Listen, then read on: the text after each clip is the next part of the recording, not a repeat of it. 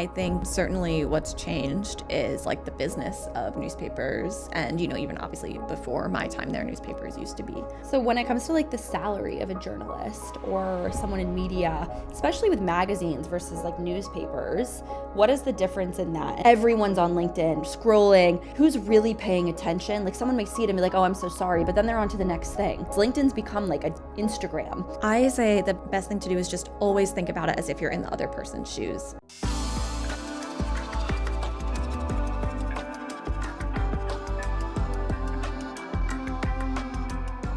Hi everyone, welcome back to a new episode of Dare to Be Fearless.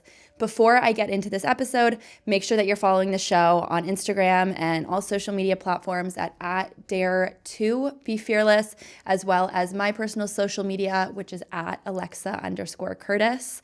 I'm really excited about today's guest because we're going to talk about networking and cold emailing, which is something that I know many of you know that I'm low-key obsessed with. And then quick shout out as well to Chief Swag Officer. If you want to get any customized microphone covers or any of our newest products, I am going to put in the show notes a discount code for you to use that you can shop exclusively on chiefswagofficer.com. So my guest today and I met at SLUSH, which is this crazy cool tech VC conference in Helsinki. Emma is amazing. She's now a senior writer at Fortune. You head one of their biggest newsletters. You were at the New York Stock Exchange this morning, and you live in Bed-Stuy, which is where I used to live. So, just that was a quick summary on you, but can you explain how you got to where you are today? Yeah, I love that. Alexa, thank you so much for having me. And you're right, SLUSH was amazing. I'm so glad we got to meet there. I think SLUSH was by far the best conference I've ever gone to. And I loved Helsinki. I was like, this is slept on. I would love to come back. I know. I literally, every time I would post on TikTok, I was in Helsinki. So people were so nice and everyone was like, you have to come back and you have to do this. And I wasn't there. You flew out, I think, right that day. You weren't there for more than... I was there for a little bit before, and there was one day where it was not disgusting outside, and that day it was like, I love it here. I could come back. And it wasn't as cold as New York with the wind tunnels. Yeah. It was nice and sunny. There's some area apparently called Lapland. I did not make it out there. No, I didn't make it out there either, but I want to next time. But, through this episode, I would love to talk about a bit about networking. And I know you mentioned prior to this about cold emailing, et cetera, because I think a lot of people don't know how to properly do that. But yes, okay, backstory. Georgetown, you worked at the paper there. Yeah, no, thanks so much. Yeah, so I went to college at Georgetown where I was super interested in journalism. Georgetown did not have a journalism school, so I found ways to do that, mostly through the college paper there, which is called The Hoya, where I spent a lot of my time. I feel like you asked what I majored in, which is government, but I feel like I barely spent any time doing that. I spent most of my time just in the newspaper office. Georgetown is, of course, in Washington, D.C., so you're in a major city, obviously very newsy city, so there's lots of opportunities to really figure out what it means to be a journalist outside of just your campus and with the world around you. So I was able to cover, I think there was a criminal trial of a student at Georgetown who had made ricin in his dorm room. And so I went to that and, obviously engaged there was a mayoral race in DC at the time. So we did a lot of coverage that really reflected more what it would be like to be a journalist after graduation. So after that, I went to the Houston Chronicle and I was a reporter there for a year, which was a great experience to report, somewhere besides the East Coast where I had spent my entire life up until that point. And then I did not think I would go into business journalism, but I'd had a little bit of an experience at an internship at USA Today, and so I had that on my resume. And there are a lot of jobs in business journalism. I think everyone talks about how it's tough to be a journalist, but business journalism is this corner where you can do a lot of really interesting work, and there is often more opportunity than there is as just a general assignment or general news writer. And so I ended up in business journalism, which I think is a lot more interesting than people give it credit for. There's so many interesting stories there, especially today with, obviously topics like networking and cold emailing. That's all part of business. It's all part of career and lifestyle and how you have the career and the life that you want. And so I've been at Fortune for 6 years and been able to support and build our most powerful women franchise. Wait, you studied government studies? I studied government, yeah. But how does government relate to journalism? I think I was in DC, and so it was a really popular major. And of course, government was their version of political science. So if you're interested in journalism, perhaps you think you might cover politics. So it was just kind of a topic area to focus on. And I think it was I learned a lot And obviously, as an informed citizen, you want to know what's going on in the government anyway. So it kind of applies throughout your life, no matter what. Did you like going to college in DC? I have a decent amount of friends who go to or went to college in DC. I don't think I could personally live there, but I do like DC.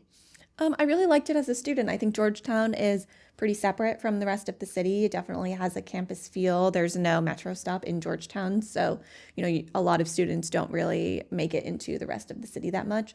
I'm with you. I don't know if I really would love to live there as an adult these days. I think I'm really attached to New York, and DC can be a little sleepy, a little quiet, but it's a really great city. I forgot to ask what part of Brooklyn. You're in Bed-Stuy, but where in Bed-Stuy? I'm like on the border with Clinton Hill and Crown Heights, so you get kind of the best of all three worlds. Yeah, I was at 360 Franklin Avenue off, I think, the C train on Franklin. Yeah. I remember it because I had started as a blogger, so I remember there was a coffee shop there, and it was like, I was so broke, but I would go there all the time and write on my blog, and I loved Bed-Stuy. But I mean, I said to you before this, like, Bed-Stuy has changed so much, but in 2016, you weren't living there then. In 2016, I had just moved back to New York that summer from Houston, and I lived in Chelsea that first year I was back, so I wasn't there yet. No, I love Chelsea. But anyhow, okay, so then you mentioned an internship at USA Today? Yeah. That you got during college? Yes. How did that transpire? Yeah, I think that's a really great example of some of what we've talked about, which is this idea of when you talk about cold emailing, just kind of like raising your hand for things and putting yourself out there. I had done this program they had at the time for college journalists where over the summer you wrote for a college vertical that USA Today had about like college issues, and it was totally virtual, and I wrote one article a week, and it was I was really happy to do it, and it was a great experience. But then when that ended, since I was based in DC and USA Today is based outside of DC in Virginia, I sent them an email and I was like, hey, I'm going to be back on campus. Do you have any like actual in-office internships? And they said yes, but I asked super late. It was like 2 weeks before the semester started. And they said yes, but the only one left is on their business desk. And so that was how I ended up doing my first experience in business journalism. Do you feel like looking back at college, an internship unpaid is worth the time and energy? I think these days, most places, I think being paid as an intern now can be seen often as like a metric for what your experience of that internship will be like. I think maybe 10 years ago, an unpaid internship could do a lot more for you, but now a lot of the places that didn't always pay, they do pay now. And so I think the places that still don't pay, it probably says something about, how seriously they take that internship experience, how much they'll support your career and try to help you figure out what you want to do after. I think there's some rare exceptions, industries where that's still uncommon, but I think at this point, most internships should be paying. It's wild to me because when I look back on I'm 27, like the early years of my career, it was like slave labor. I would do like anything, anyone coffee, and it was so expected that you would do that. And I think now, 50% of this generation has been able to be like so forward with what they want, but because I think of social media, they want this success so fast. And I feel like people who were not born with these cell phones in our hands, like you really had to work you had to go to college, you had to like learn, you had to do an unpaid internship for better or for worse. But like, it's just different looking back and thinking like, wow, I did all of this stuff for free just because you wanted to get in the door with someone. Whereas now someone's like, I can just write a DM and like potentially get a job. Yeah, there are a lot more ways to get your foot in the door now. So I think the appeal of an unpaid internship has really declined. Do you feel like though, if someone has the opportunity to have an unpaid internship and it's a really big opportunity, should take it, or I guess really put their foot down and say like, no, I need to be paid? I wouldn't say put their foot down, but I would say think really hard about the opportunity and what it's giving you besides a salary. Is this a person you really want to work for? Is this a person whose career you really admire? Is this someone who is going to get you that next opportunity? Or is this just something that is unpaid and, you don't really feel like it's going to benefit you in any other tangible way? So when it comes to going from USA Today to the Houston Chronicle is where you went, you then were brought to Houston, or you did it remotely? I moved to Houston for a year. Yeah, I applied to this program that I believe they still have called the Hearst Journalism Fellowship. The Houston Chronicle is owned by Hearst, and you applied and they placed you at one of their newspapers. And so I ended up in Houston. What do you feel like has changed over the years with journalism? Because newspapers nowadays, they're like kind of outdated, but they're still around. Like everyone I know that's older reads a newspaper. But I have actually two really good friends who also worked in media and then ended up for some reason at like the Austin Chronicle or the Houston Chronicle, like both of them. I don't know if Houston ends up taking a lot of like on the verge of coming up journalists or what it is, but you both are there. Yeah, I mean, the Houston Chronicle is a really great paper. They have some amazing journalists there. I think certainly what's changed is like the business of newspapers. And, even obviously before my time there, newspapers used to be a really thriving business that had tons of ad revenue. Obviously, it's a different landscape now. But I think, something that's changed about the path to a career as a journalist is for many years, many people said, what you do is you start at a small town paper, you move up to a different metro paper, eventually move to a major metro market. And I think that path is not really the path that makes sense for a lot of people these days. I certainly started in Houston and then ended up moving back to New York. But Houston is a major metro market. That's not starting at a small town paper like a lot of people typically started their careers a couple decades ago. So I think people just have more options now, the same as whether it's worth it to do an unpaid internship. You don't necessarily have to move to the middle of nowhere to get your start in journalism. You can write on your own. You can build your own platform. You can freelance. You can obviously, write for national publications living somewhere else. So there's just a lot more opportunities, and there's not just one path.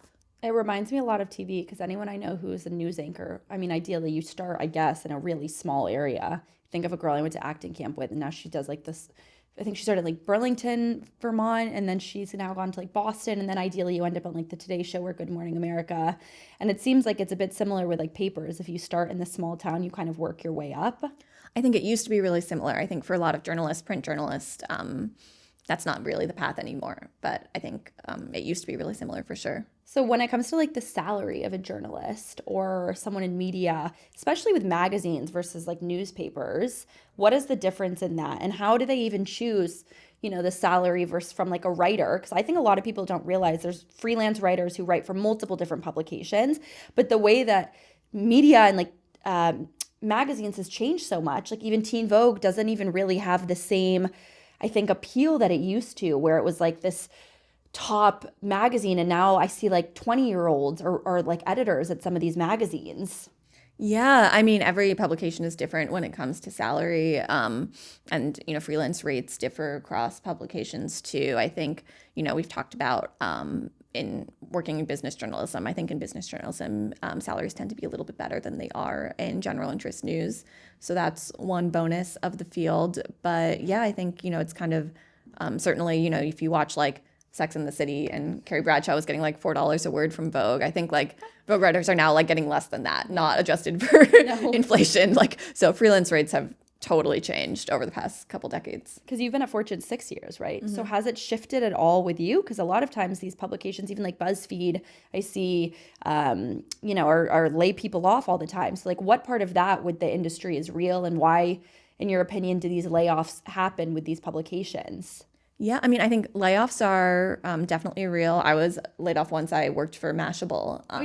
And the company was acquired by Ziff Davis, and I was laid off during that transaction. What was your role there? I was a business reporter, and they had a business team and a tech team, and they combined them. And so they cut a couple of us who were on the business desk. And, it was really tough, but it ended up working out for my career. I think what the one positive thing about layoffs is that I think a lot of the media industry has tried to really rally and support people when these kind of especially mass layoffs happen. And so I got a ton of support from people in my network, people I didn't even realize were in my network, was able to find some opportunities, and it really set me on the path to then end up at Fortune a few months later.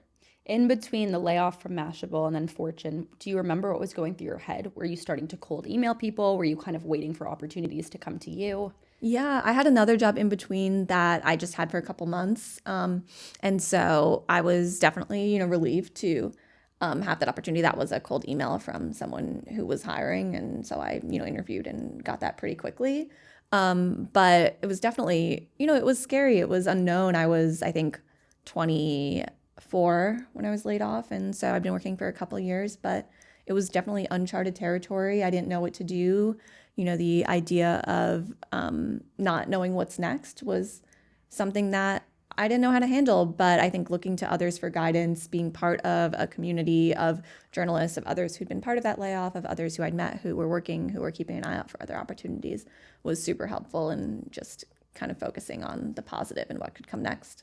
If someone's watching this and is going through having been laid off or not sure what to do in between jobs, especially in media entertainment, what would you say to them? Yeah, I would say, don't be shy about asking people for help. I think often people really want to help, and especially if they respect you, respect your work, no one will be upset to hear from you.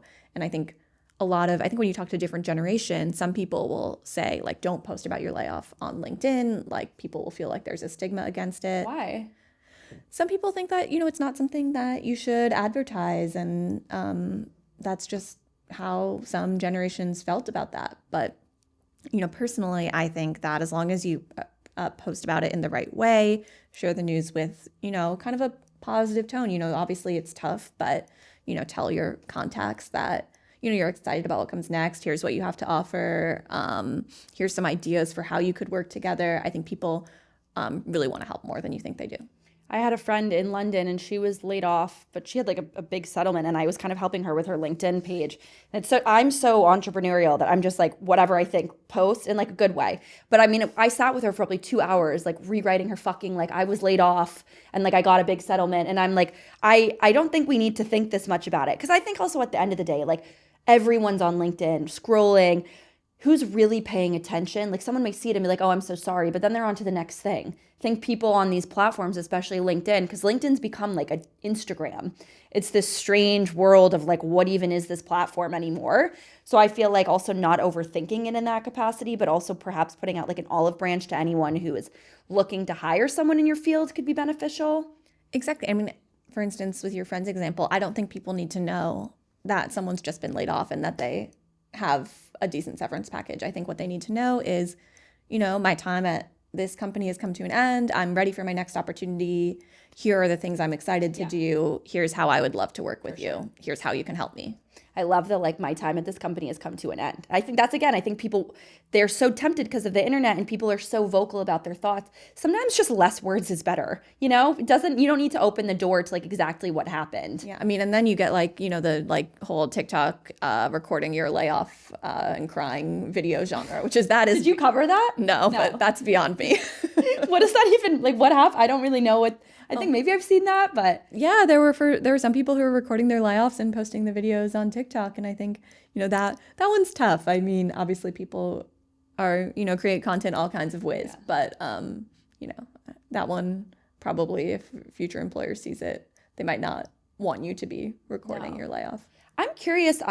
Fortune to me is something that's a much more older and wiser publication, like the way that even the newsletter and even the landing page in comparison to the Morning Brew, and also then comparing, say, Fortune to like a Teen Vogue or a 17. When you went into this role, were the people who hiring you, were they looking for you to also have your own personal brand and like social media presence, or no? Yeah, I mean, Fortune is 95 years old. Actually, you mentioned we were at the stock exchange this morning, and Fortune was there ringing the opening bell to celebrate its 95th birthday. And so it's a legacy publication that comes with a lot of the benefits of that. You have this amazing history of amazing journalism for almost a century, people who wrote these incredible magazine pieces, some of those folks who worked there for 50 years. And we have some colleagues who worked with these amazing journalists. One of our conference rooms is named after a woman named Carol Loomis, who's in her 90s, who worked at Fortune for 50 years, wrote amazing stories. I believe Fortune coined the terms hedge fund and trophy wife. Did they? So yeah, that's an amazing legacy if you ask me, especially trophy wife. Oh yeah. But obviously, and then you have the downsides of that. I think Fortune was slower to adapt to the digital age than some other publications. For a while, Fortune didn't even have a website. It was part of CNN Money, and that was one platform. And so Fortune now, I think we have an amazing social team and SEO team and all of that stuff, audience team, who really get our journalism out there. And when I started, I think it's important for every journalist to have a personal brand. I was joining to support a franchise that's been around for 25 plus years called the Most Powerful Women franchise at Fortune, where we publish an annual list of the most powerful women in business and host an annual summit gathering a lot of those CEOs and executives once a year with some other touch points throughout the year. And so building a personal brand was really important to me. I wouldn't say it was the top thing that Fortune was looking for from me when they hired me. At other publications, I would assume that perhaps that's something they're looking for, more of like the younger ones, do you think? Because they want you to be able to also perhaps bring your presence to the publication, or no? I think a lot of publications are looking for that for sure. And I think Fortune these days is definitely encouraging staffers to think that way and get their content out there to audiences across all kinds of platforms. So, when I worked at Mashable, that was obviously a very upstart digital first organization. And there was definitely a focus on, writing with voice and reaching audiences across platforms. But I think it's important everywhere. I'm still curious though, can you say the base salary for, or what it kind of entails for like freelance writers versus say someone who is like an editor at a larger publication?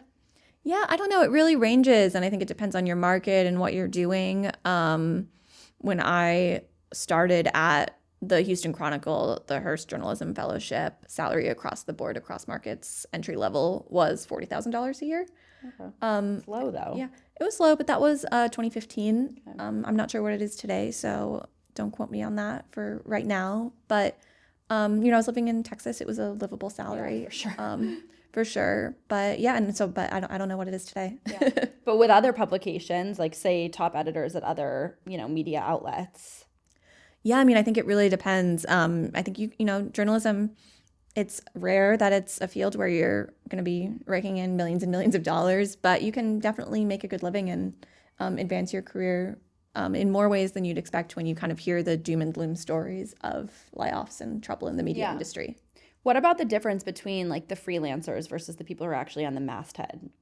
Because I think a lot of people might not know what that means. So it would be nice, I think, to have someone in your position say like. Yeah, totally. I think freelancers usually get paid per article. And so that's a different rate depending on what the publication is and what type of story it is. I think sometimes that will be per word, sometimes that will be per piece. And so it really depends on the publication. But you'll see often editors posting on, Twitter or whatever, say, I'm looking for, this kind of story, this kind of personal essay, and I can pay $200 for the piece.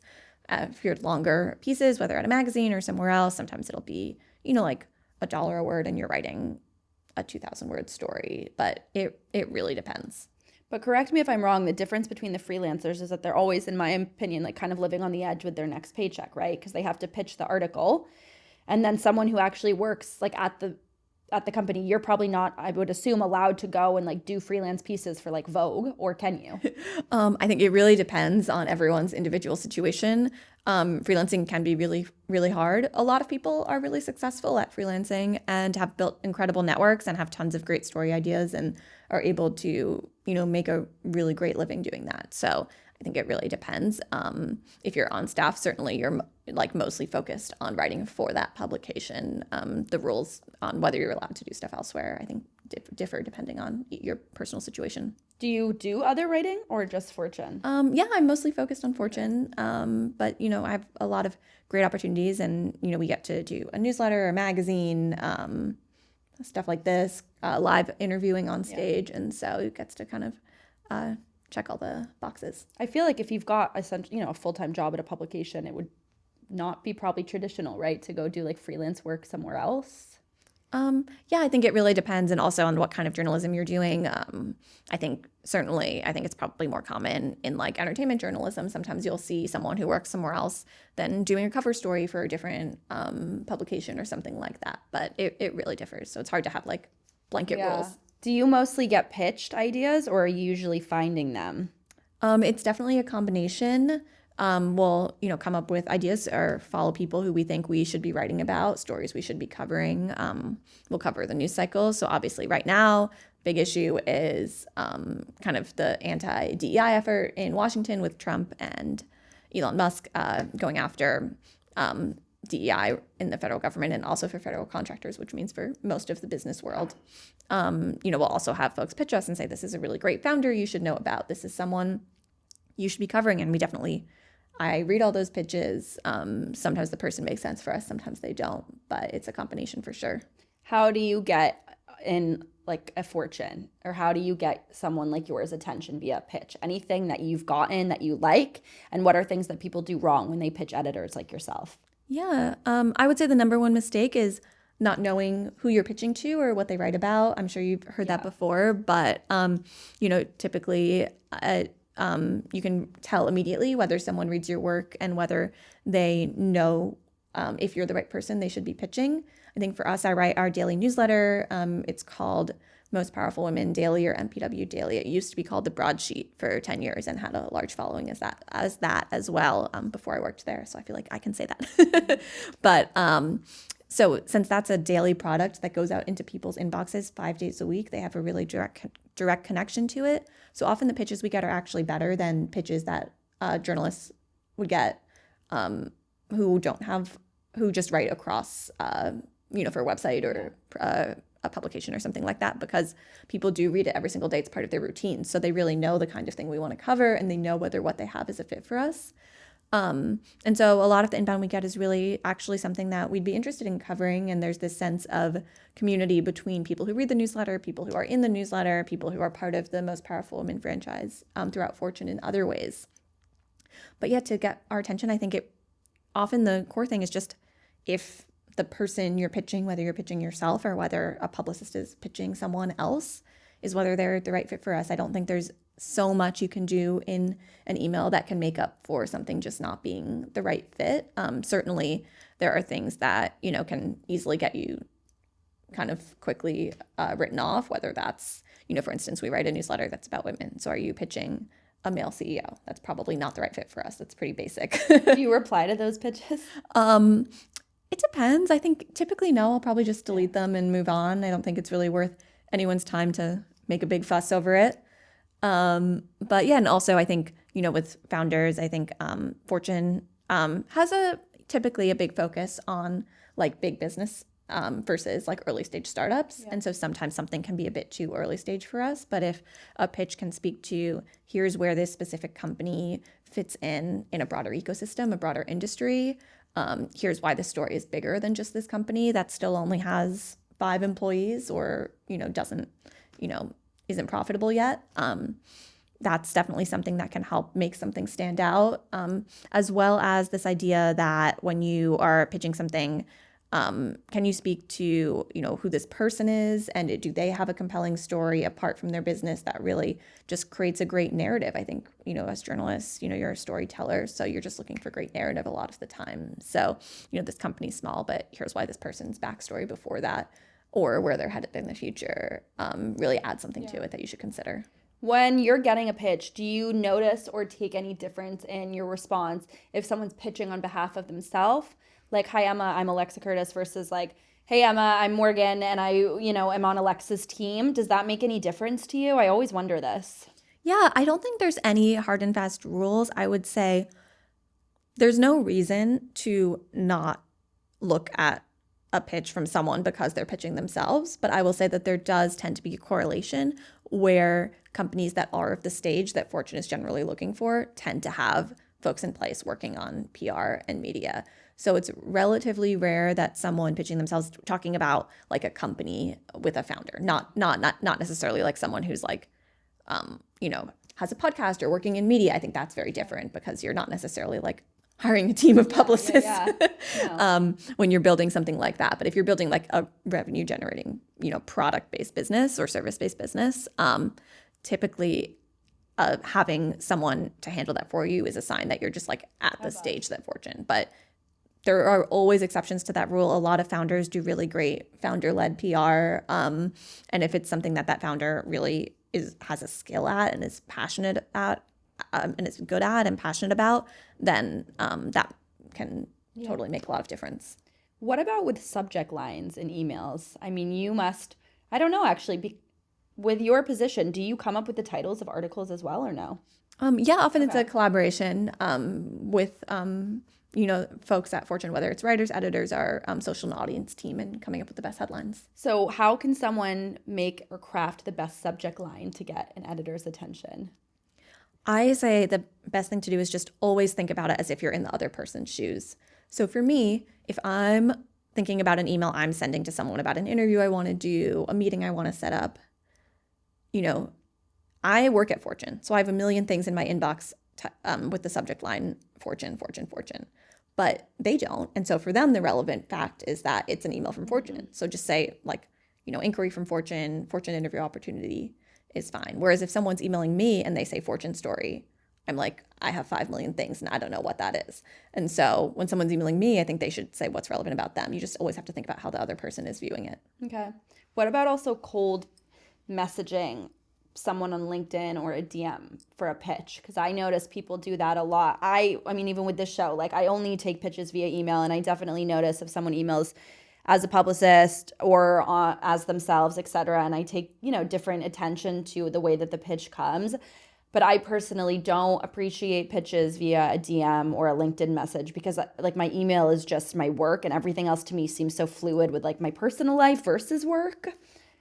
Totally. I mean, I would say like the main thing is just like for people who are pitching to pay attention to what the person you're trying to get the attention of, what they have said is the best system for them. So if they have in their bio pitches via email only, no pitches via DM, like don't think like you're the exception to that and try to DM them. And I think to your point about if someone has publicist versus pitching yourself, I often think like, if you're just having a more casual conversation with someone who you might be interested to have on your podcast or do a story about over DM, like that's something that probably makes more sense to happen over DM. Like if you're just like building contacts, building relationships, but should publicists be in your DM sending pitches? No, that should probably happen over email. Yeah.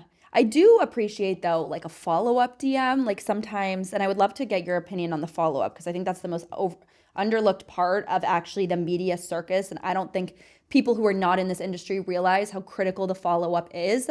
But I don't mind if someone's like, hey, I sent you an email, would love to see if you got it. Because I'll send that to someone on LinkedIn and then I find I get their attention. But it started with the pitch being on email. And then I would send it to an editor or publish whatever and say like, hey, I did send you an email. I would love to see if you confirmed it, because then I find sometimes someone will be like, oh, wow, I did see the email, but I forgot to reply. And then they send you back in the DM.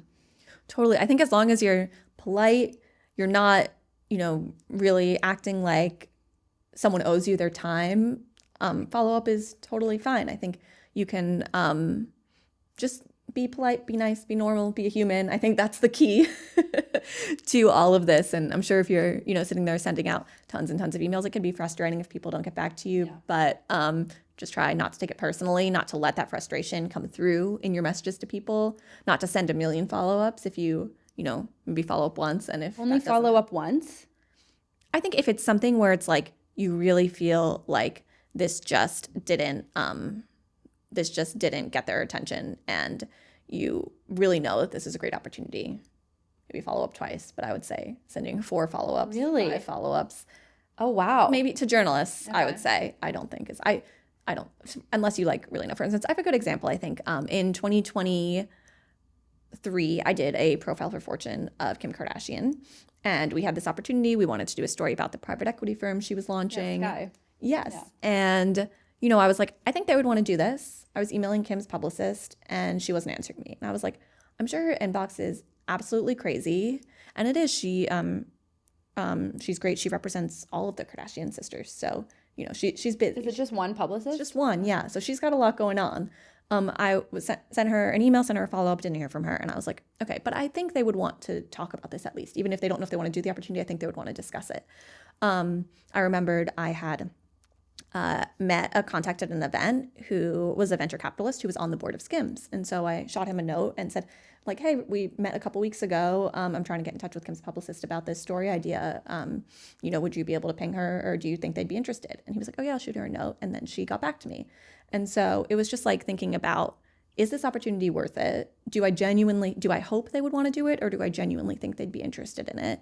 And what's a way I can get to them without being annoying? And Kim's publicist, she was vacationing in Europe for a couple of weeks and she was super behind on email, and we chatted and it went from there. But did the story run? Yeah, the story ran. We did it, and I think it really was about thinking creatively and thinking about follow-up, not just as sending email after email, but thinking about how to just make that initial connection in a way that worked.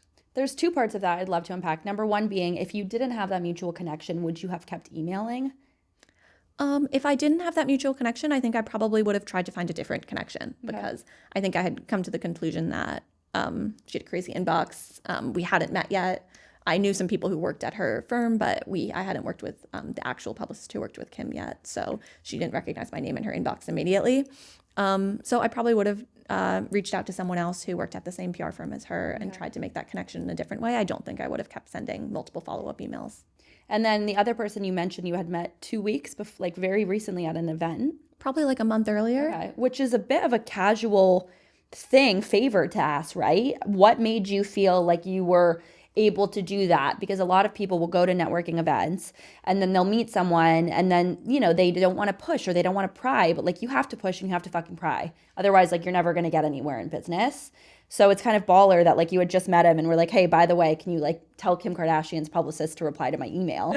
Yeah, I mean, I think thinking about it, I wouldn't have thought about it as asking for a favor. I think this was an opportunity that was interesting to their team too. And I knew that I think they would potentially be interested in, Kim hadn't done a Fortune story before, like a big magazine one. And I thought that, this is something that would be interesting to her team too. So certainly it's a favor to say like, would you be able to ping her if it makes sense for you to do that? But it was also the fact that, I felt like I was not just asking for a favor for myself. It was had something to offer to them as well. And also we'd had a conversation at that event about, the stories I do for Fortune about female business leaders. He'd asked if I'd done a story on Kim before. And so we'd already talked about these themes kind of. And so it wasn't just totally out of nowhere. Yeah, no, it sounds like you obviously trusted your gut knowing that like this makes sense for your, if you were not at like Fortune or if someone was, say, an independent writer or blogger, et cetera, and wanted to get to like the Kim Kardashians of the world, do you think, like honestly, that a cold pitch to a publicist with someone at that level is worth their time? Or is there a better way for them to go about getting a name for themselves as a journalist to get those kind of interviews? I think that's a lot tougher. That was one reason I felt comfortable asking for that, was because I knew that the Fortune brand was something that they would really be interested in. If I was just on my own, freelance journalist, I hadn't placed a story at a particular publication, I had my own podcast or newsletter I was doing, I probably might not have used that strategy. And so I think, but I think there are certainly, if you're interested in those kinds of names, there are certainly tons of people in that orbit that you could reach out to and build relationships with. I think it's all about, building relationships over time. So are you interested in, PR and media? Maybe there's someone who has a really interesting role, just to use the Kardashians as an example, working with their business ventures or handling that, who would be a really interesting conversation. You don't always have to talk to the marquee, hard to reach person. There are interesting stories to tell at all levels. I get a lot of inquiries by like aspiring influencer content creators about, getting brand pitches, et cetera. And people always want to go and charge a brand or like get in the door with a brand, but they have no experience. And it's the same way that like, why would a brand pay you when you have no credit? So either doing, a free piece or taking product, et cetera, and getting a testimony. And I think of journalism in the same way as like, if you're just starting out, interviewing as many younger founders so people can even get a sense of your writing to then get in front of, say, like a Kim Kardashian to be profiled. Yeah, I think it's all about just thinking about building relationships and giving time for things to happen over time. Things shouldn't be transactional. For instance, to use your example, it probably doesn't make sense to just reach out to a brand and say, here are my rates and this is what I'm looking for. It might make sense to reach out to someone who works at that brand, who you have a connection to somehow, and say like, I'm getting started, I'm building my platform, I love your brand, here's why. I'm going to post about it anyway because I'm so obsessed with it. But if there's ever an opportunity to work together, like I'd love to stay in touch. Mm-hmm. So I think it's, I always appreciate building connections with people in our orbit at Fortune, whether it's people who are building businesses, people who work to support those businesses, publicists, et cetera, that are really genuine, that are not about, that are not transactional, where we can have a conversation and there's not an expectation of immediate coverage coming out of it. Where we can, just really build a relationship. I think that's the key. Have you pitched people and them said no to being interviewed by you? Yeah, I think that happens all the time. Why? especially when you're talking about big businesses, Fortune 500 businesses, companies have different media strategies, and there are a lot of considerations at play. Sometimes someone, some executives really like doing live interviews on stage, but they don't want to participate in like a magazine length written story. So interesting, because it's like that seems like such a dumb thing to say no to free publicity with such a big outlet. Yeah, I don't know. Not everyone feels like they need it. People, especially, these days, as we talked about, it applies to all kinds of businesses too. There are a lot of opportunities to get your message out there that don't depend on being in a publication that comes with the journalistic standards and the rules that are part of that. So not everyone wants to do it. And, that's fine. But of course, as journalists, we have the ability to say, we want to do this story anyway. So we can do what's called a write around story, where you write about a person without their cooperation by talking to people who know them, people in their orbit, and painting a portrait of them that doesn't depend on their participation. So everyone has options. Yeah. Everyone has choices. I'm curious what a day in the life of a journalist or an editor. I don't like journalists. I feel like you're higher. How do I say this properly without sounding like bitch? Like you're higher than a journalist because you're so high at the company. So you're not like, someone new and just like pitching ideas. So what is a day in your life like? Yeah, I mean, everyone's workflow is different. At the moment, I write our daily newsletter called Most Powerful Women Daily. And so that's a product that goes out at 9:30 a.m. Eastern every day. And so how long does one newsletter take you to write? I have an amazing fellow who is at Fortune who supports me on it. Her name's Nina, and she's been doing a great job. And so she helps me with it. If she is not working on it, then it probably takes about 3 to 4 hours to do the whole thing. Okay. But typically the day starts by sending out one that's been prepped the day before, sweeping, just doing a quick sweep of the internet to see if any major news broke overnight that really should be included. We have a team of newsletter production editors who do the mechanics of actually sending the newsletter every morning, but I, review it on my phone and make sure everything looks good before it gets sent to all of our subscribers. Then and that happens, around like 8:30 in the morning.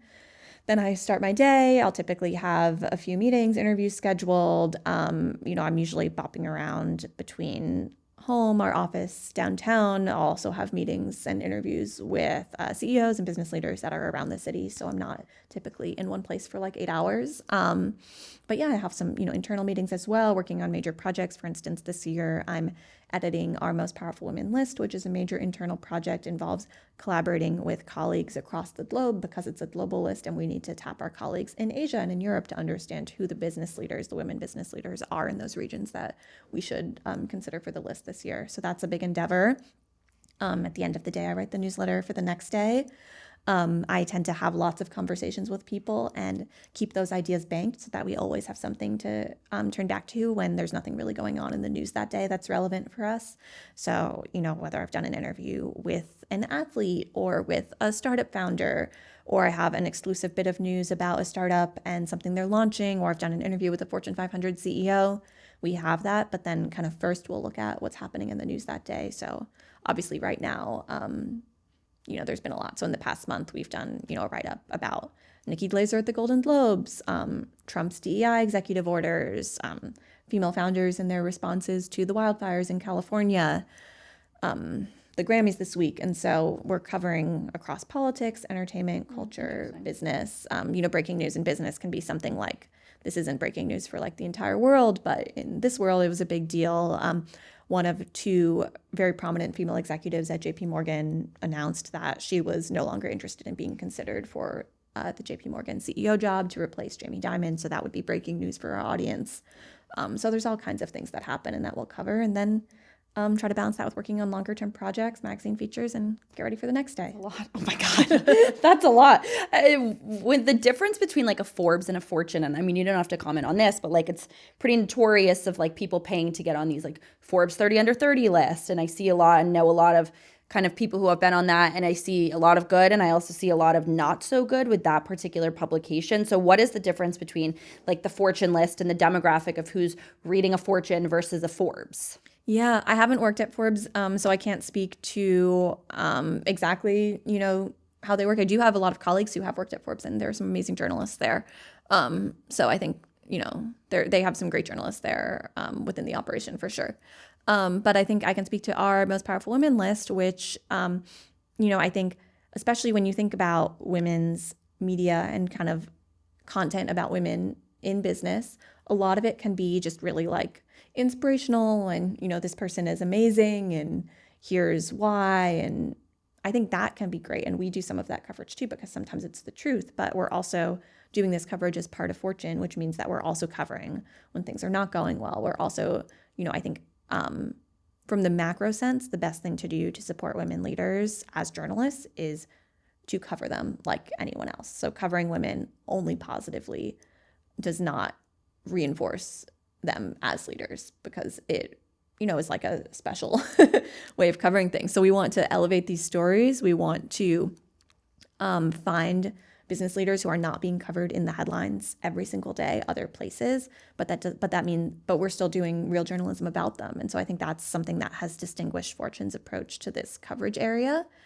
When it comes to the most powerful women list, we look at, it's really metric driven. So I think some other lists about like powerful women are kind of like all over the place, because it'll be like, here's Taylor Swift, here's Ursula von der Leyen in Europe. Exactly. Yeah. And so ours is only business executives. So it's it's only business. It's not like someone in another field. It's not really celebrity, although Kim was on it one year, but that was because of her business endeavors. It's about the size of the business that person's running. It's about the health of that business. Obviously, you can have a huge business that's not doing well. It's about that executive's career trajectory. So is she someone who is in a lower role now, but is really expected to be a successor for the CEO role or go on to do amazing things in her career? It's about her influence outside of just the role she's in. So something like the Sheryl Sandberg effect, where, this is her job at Meta, but obviously, or at Facebook at the time, but obviously had tons of influence outside the walls of her company. And then there's also this factor of how is she, wielding her power in the world? What is she choosing to do with it? And so those are the factors that we look at. We're looking at numbers, we're looking at revenue, we're looking at profit, in addition to some of these other factors about where this person's career might go. All right, my last question for you is, what do you think is the biggest thing people do wrong with networking? I know you do a lot more speaking engagements and more like kind of invite-only events with CEOs and founders, et cetera, with Fortune, but over the years, what do you think is something that people don't do right when networking? Yeah, I would say it all comes down to just being a human and being a person and being authentic and thinking about building relationships.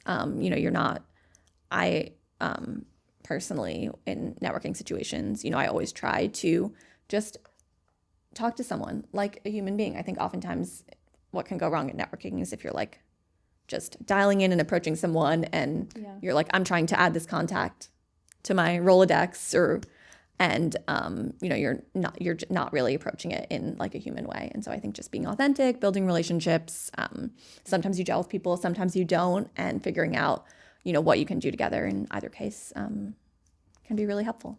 What makes you fearless? What makes me fearless? I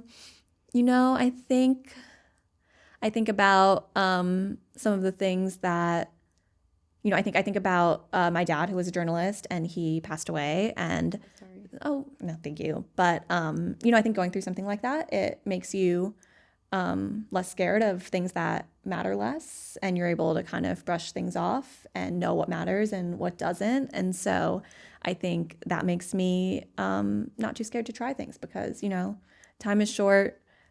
People are thinking about you less than you think they are. Yeah, you can just put yourself out there, and you can know when something goes wrong. You know if it really matters or if it's not a big deal, and you can move on. Emma, you are amazing. Thank you so much for coming in. Thank you for having me. I will put all of your information, where to follow you, potentially even pitch you, in the show notes. And again, shout out to SLUSH. We love SLUSH. I do. And congrats on your show. We didn't talk about Connecticut. We're going to after this. I need a short video. Thank you, everyone, for tuning in. Head to the show notes to find out more about Emma and her work at Fortune, as well as Dare to be Fearless. And if you want to get a discount for Chief Swag Mike covers, you can do that in the show notes too. And I'll see you back next week for a new episode of Dare to be Fearless.